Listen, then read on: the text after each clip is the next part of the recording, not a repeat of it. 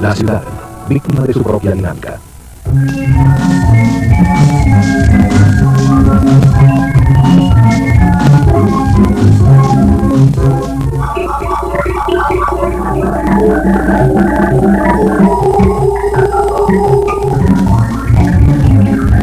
Si usted habita en cualquier ciudad colombiana, los próximos 20 minutos con seguridad le mostrarán que la ecología no es un invento de unos cuantos románticos, sino que es una realidad que atañe sobre todo a los habitantes de las ciudades.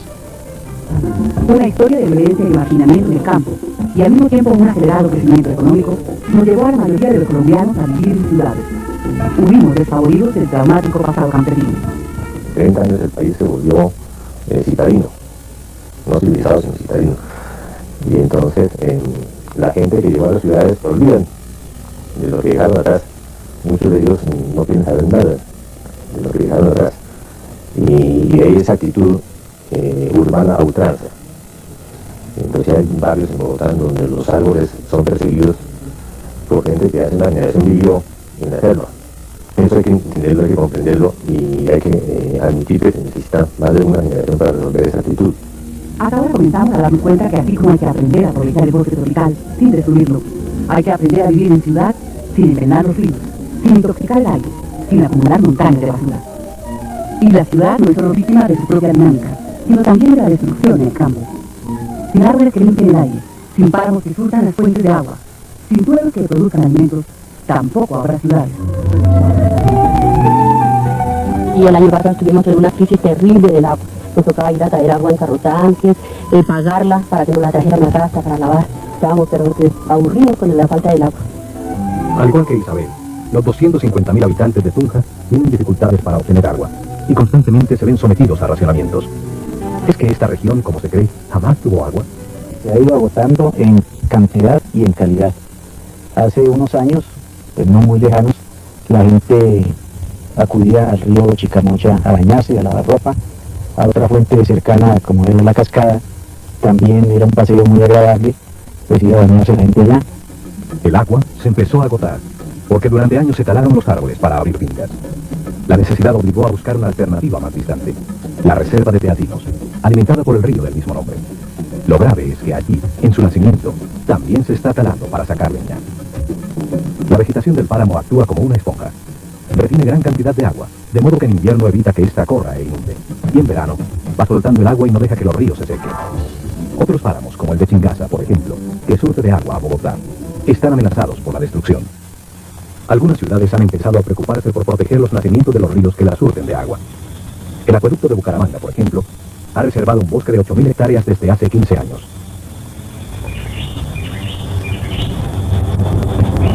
En la lucha por conservar la meseta sobre la que está localizada y que sufre de severa erosión, esta ciudad se convirtió en una de las pioneras en el trabajo ambiental. La Corporación para la Defensa de la Meseta de Bucaramanga, CDMB, creada en 1965, ha desarrollado proyectos de reforestación, trabajando con los habitantes de los 12 municipios donde nacen las fuentes de agua de la ciudad. Cerca a la población de Lebrija, donde el monocultivo de piña estaba acabando con los suelos y secando la quebrada La Angula, que abastece de agua al municipio, la CDMB y los campesinos han desarrollado nuevos cultivos de árboles frutales inmunerables y han creado cooperativas para comercializar los productos. Pues ahorita de la reserva de agua, la gente piensa en sembrar. ¿Usted cuántos árboles ha sembrado? Más o menos el total de lo que lleva. En total van como 300 y muchos. ¿Qué árboles? Porque uno puede sembrar esto, móncoro, aquí no sirvió. Esto le debería el gobierno ayudarle al que arboriza una finca. Uno vive de esperanzas, y esperanzas mueren. Pero sí, esto le hace falta que el gobierno en realidad, y los impuestos, los impuestos, el partido paga el 29% del impuesto al año, y van en 350 pesos ya. Las aguas negras de Pereira van a dar la mitad al río Otún y la otra mitad al río Consota. Este último desemboca en el río La Vieja, y unos metros más abajo está la bocatoma del acueducto de Cartago, Valle. Para esta ciudad resulta altamente costoso y en ocasiones imposible hacer potable el agua que, además de los desechos que vienen de Pereira, recibe en época de cosecha del café la pulpa de los beneficiaderos. ¿Qué ha pasado cuando Cartago ha tratado de protestar, de decirle a Pereira no bote sus aguas negras en el río? Bueno, desafortunadamente no hemos sido oídos en ningún momento. Parece que todavía hay un centralismo de regionalismo, ¿no? Parece que aguas abajo no viven otros colombianos más, ¿sí? Y entonces parece que eso lleva a esta serie de desigualdades, ¿no? La capital risaraldense inició la construcción de colectores de aguas negras pensando en una futura planta de tratamiento, pero no se ha logrado finalizar la obra. La Federación Nacional de Cafeteros de Colombia, como ya lo hemos dicho, está invirtiendo una millonaria suma para evitar, entre otras cosas, que la pulpa del café siga contaminándolos. En el sur de Bucaramanga, la CDMB construyó unos colectores que evitan que las aguas negras caigan a las quebradas que atraviesan la ciudad y las conducen a una planta de tratamiento. Esta obra, la única en su género en el país, le devolvió la placidez de sus quebradas a los bumangueses. La contaminación ha cobijado todos los estratos sociales de la ciudad, de los barrios más pobres hasta los de más alta clase. Antes de que nos hicieron las obras de la corporación, la quebrada nos afectaba terriblemente por los olores, dado que era una quebrada donde recibía todas las aguas negras de los demás barrios y las quebradas afluentes al mismo. La quebrada fue canalizada, ¿no? Y debido a eso, lo que es moscos y todos los malos olores se han ido, casi en un 100% ya. O sea, cuando llegamos aquí al barrio, la quebrada no estaba canalizada y pues poco se hacía deporte. En este momento, jóvenes, adultos, realmente salimos hasta en eso a mejorar, ¿sí? Y en cuanto a la siembra de árboles, pues todos hemos colaborado. En la planta de tratamiento de aguas residuales de Río Frío, se procesan las aguas negras de 160.000 de los 600.000 habitantes que tiene el área metropolitana de la ciudad. Tuvo un costo de 3.000 millones de pesos, suma que ascenderá a 10.000 millones cuando se traten todas las aguas, con reactores que aceleran la descomposición de la materia orgánica y unas lagunas de oxidación. Esta planta le devuelve las aguas al Río Frío, recuperadas en un 90%. Sin embargo, la planta de tratamiento no limpia toda la contaminación química. Por ejemplo, los detergentes, que en su mayoría toman años en desaparecer, siguen cayendo al río, saboteando en gran parte ese esfuerzo. La mayor parte de la materia prima con la que se fabrican los detergentes es producida por Ecopetrol. Ha habido presión para que esta empresa cierre su planta o comience a producir insumos más amables con el ambiente, es decir, biodegradables. Un detergente biodegradable tiene importancia para evitar el complemento de contaminación que hace aguas buenas, aguas malas. No tiene ningún efecto adicional en las aguas malas. Si nosotros suprimimos los detergentes no biodegradables y los cambiamos por biodegradables, el volumen de nuestras aguas va a seguir siendo fundamentalmente igual en el corto plazo. No consideramos entonces que sea prudente ni que aporte ningún beneficio hoy el cierre de la planta, pero tenemos que tener la planta que necesita el país en un futuro. Mientras se sigan sacando al mercado detergentes que tardan mucho tiempo en degradarse, y los ciudadanos no se preocupen más por consumir productos que no contaminen, la recuperación de los ríos será cada vez más costosa, y también será el agua potable. Mucho más grave y difícil de eliminar es la contaminación por desechos industriales. Las curtiembres, las licoreras, las fábricas de químicos, las refinerías y muchas más industrias contaminan. Conscientes de que su acción con respecto al medio ambiente es crucial para su imagen y economía, algunas empresas han empezado a invertir en la protección de los recursos naturales. Creo que entre más la empresa pueda autocontrolarse, entre más la empresa no genere desperdicio, menos emisiones, pues está utilizando mejores materias primas, más alta la conversión, más economía, más utilidad. Participamos con la industria química del mundo de unos estándares de control que, independientemente de que no son obligatorios, consideramos ser responsables y por eso los hacemos. En el caso concreto de nuestra planta de Medellín, tenemos una serie de controles muy sofisticados, tanto para el desecho de productos químicos no utilizables como el proceso de tratamiento de aguas del río Medellín, la devolvemos como un agua mucho mejor de la que la recibimos. En Medellín este caso es más bien excepcional. No en todos los departamentos ni ciudades se obliga o incentiva a las empresas contaminadoras a tratar sus efluentes. Esto debe cambiar. En la cuestión ambiental no puede ser simplemente una cuestión de exhortación de morales. Tiene que ser también que hay que incorporar al sector ambiental en la lógica de mercado. Y la lógica de mercado significa que el que contamina paga, que el que no contamina recibe incentivos, que el que hace daños a la naturaleza los repara o los restaura. En este momento, Planeación Nacional ha encomendado un estudio a ese respecto, en el cual la participación de Elena. La idea justamente es cobrarle que contamine. Yo creo que el dinero es un gran motivador. Yo creo que si el que poluciona paga y el que no poluciona es recompensado, vamos a encontrar una forma muy efectiva de hacer control en Colombia de eso. O sea, estoy totalmente de acuerdo, el que poluciona debe pagar. Por falta de servicios eficientes o por simple costumbre, los citadinos arrojan basura en cualquier parte, la calle, el río, un potrero, sin pensar que están deteriorando la calidad de vida de sus propias familias y de sus vecinos. ¿Le gustaría bañarse? Sí. Porque a uno no le dan zanahoria ni los pies. ¿Qué hay que hacer para que la quebrada se limpie? No botar basura. ¿Tú botas basura? No, señora. ¿Nunca? ¿Y su mamá bota basura? Cuando empieza la tierra a depurar salen todos esos malos olores, que es la que nosotros aquí lo estamos aguantando, que cosas no nos dañan más que los pulmones porque estamos acostumbrados. Pero cuando llega el momento adecuado, una mala enfermedad, todo eso sale. El Grupo Ecológico Infantil Los Creadores del Sur, en un barrio popular de Bucaramanga, lleva 3 años haciendo parques y educando a los adultos para que no sigan arrojando basuras a las quebradas. Uno se puede bañar ahí, el agua está limpia y uno está rodeado de la naturaleza y eso. ¿Y uno se refresca? Sí, señora. ¿Y cuando tú seas grande, tú crees que el agua va a estar limpia todavía? Sí, señora. ¿Por qué? Porque acá en el barrio la vamos a cuidar. Pero la mayoría de los colombianos botamos la basura a la canica. ¿Qué desperdicios? Papeles, desperdicios, botellas, enlatados. ¿Usted hace algún tipo de separación en esos desechos? No, A veces los desperdicios sí los dejo para no tarea.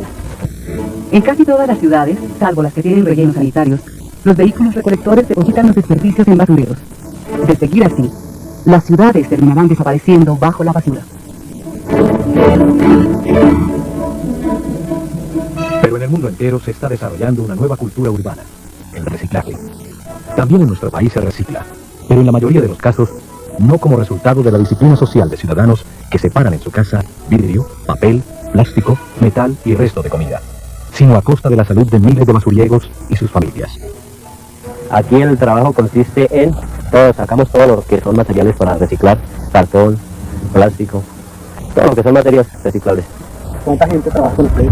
Más o menos tenemos aquí trabajando por ahí 50 personas. Trabajan acá entre unos 18, 15 a 50 años, 55 años, la gente que tenemos laborando acá. ¿La gente se enferma? Pues sí, naturalmente que tienen que enfermar, eso relativamente, pues porque esto se entiende que son botaderos. Yo estoy acá, ¿quién es aquí? Recogiendo vidrio y cartón. Y una chatarra por ahí recogiendo. Ahí pagan las 5.000 pesos en la tonelada de cartón y de vidrio. Las chatarras, esas la pagan por kilos.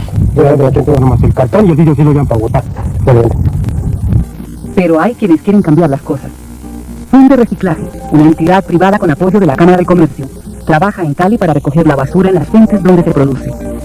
Para esta fundación, el lema es: lo que usted llama basura no es ninguna basura. La fundación entrega gratis bolsas verdes para el reciclaje. Al basuriego le queda así más fácil recolectar y vender los materiales a las fábricas que los utilizan. Su trabajo se humaniza y se educa a la comunidad. Para completar el ciclo, se requiere que, por ejemplo, quienes producen los desechables reutilicen los plásticos en sus procesos productivos. Se ha criticado y se ha dicho que se incentiva a la gente para usar desechables, pero no se le dice qué hacer con esos desechables. En ese sentido, ¿cuál es la posición de la FAO? Sí, el asunto de desechables y que se hace con material muestra con polistireno es más que todo enfocado en la higiene de la gente, pero definitivamente sí estamos nosotros muy interesados en hacer y promover, como se hace ahora con agroplásticos, en que dado partir proactivamente, buscar el reciclaje de esos productos, poder recogerlos nuevamente y convertirlos nuevamente en materiales plásticos de utilización. El humo de fábricas, que nos afecta mucho, que los niños ven mucho con gripa, y también la ropa se designa mucho, todos los pisos andan muy designados porque el cisne lo afecta mucho a uno. A ellos les persigue mucho la gripa y la tos, y ellos expulsan todo lo que es casi negro, pues, de tanto humo, ellos viven enfermos. Fábricas y vehículos contaminan la atmósfera de Bogotá, Barranquilla, Cali, Medellín, Sogamoso y otras ciudades del país. Por años, las autoridades no han controlado las emisiones de tóxicos. No obstante, según el presidente de Ecopetrol, ya se ha dado un paso importante para descontaminar el aire que respiran los colombianos. Colombia es el primer país en América Latina que está tomando el compromiso hacia las gasolinas llamadas verdes, hacia las gasolinas que no contaminan, y estamos eliminando el principal de los contaminantes para la vida humana, como es el plomo. ¿Ya hoy en día la gasolina no tiene plomo? La gasolina ya no tiene plomo en Colombia. Recientemente, en Bogotá, una misión japonesa dotó a la ciudad de equipos para medir la calidad del aire. Se encontraron sustancias altamente tóxicas como partículas de plomo. Estos hallazgos han llevado a la alcaldía a ordenar el cierre de varias fábricas que operan en la capital. ¿Usted por qué contamina? Esa pregunta sería buena hacérsela a los que inventaron los tubos, no a mí, y a los que inventaron el carbón, porque yo no es que quiera contaminar ni contamine por arbitrariedad mía, sino que el trabajo mío hay que cocinar un barro, y la forma más viable en estos momentos y en pleno siglo XX es con carbón. En ningún momento el gobierno ha dado unas alternativas viables para el pequeño o mediano industrial. Las alternativas que hemos presentado nosotros, tubos Gresa, y lo que se ha instalado es lo único que se ve funcionando, ciclones, porque no hay nada más en Colombia. El control no debe ser solo policivo. El Estado debe otorgar plazos a todas las empresas, pequeñas y grandes, para que busquen mecanismos de control a sus emisiones de gases tóxicos. Una empresa que ha operado toda su existencia contaminando requiere de tiempo para adaptarse a un nuevo modelo de desarrollo. Hemos visto a lo largo de este especial cómo en los últimos años se ha generado mayor conciencia sobre la necesidad de encontrar métodos de desarrollo que no destruyan. Ya está en proyecto el Ministerio del Medio Ambiente, que busca darle estatura política a la gestión ambiental. Ya la Constituyente aprobó unas normas que hacen a los funcionarios públicos responsables del cuidado del patrimonio natural colombiano. Es el momento preciso para que los ciudadanos se apropien del tema ambiental y darle así respaldo político a todas estas iniciativas. Si los colombianos continúan formando grupos de acción ecológica, si comienzan a exigirle a sus dirigentes que el tratamiento de aguas negras o la reforestación de las cuencas de los ríos son servicios públicos básicos más esenciales que el acueducto o el alcantarillado, si le reclaman al Estado que sus políticas sean coherentes con el desarrollo sostenible, si en la misma medida los consumidores premian a quienes hacen industria sin ofender la ecología y castigan al contaminador comprando o no sus productos, lograremos crear un medio para el ambiente.